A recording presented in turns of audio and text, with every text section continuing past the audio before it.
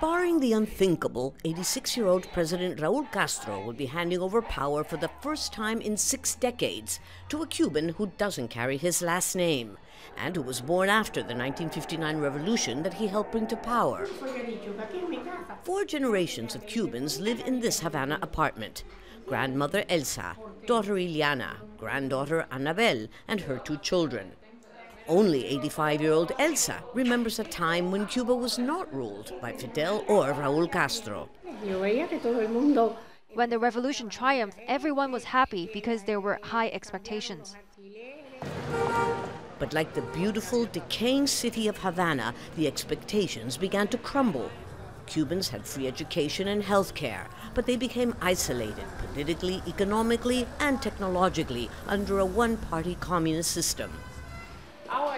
26-year-old Annabel plans to join millions of other Cubans who've emigrated.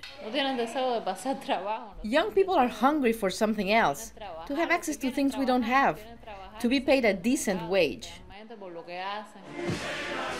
Some say Raul Castro, a pragmatist, came to power too late after ill health forced his elder brother Fidel to resign.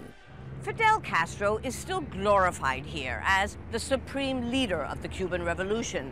But it is Raul Castro who will be remembered for introducing some of the most long-awaited reforms to the communist system in the decade that he has been at the helm.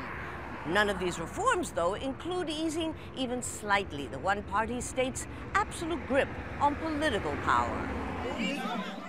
And while Castro's attempts to improve Cuba's socialist economic model have fallen far short of their mark, his main objective now is to ensure political continuity with the Communist Party dictating policy guidelines.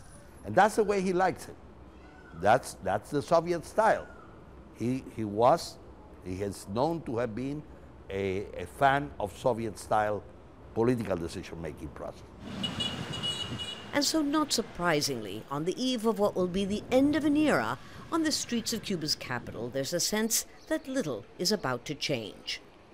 Lucia Newman, Jazeera, Havana.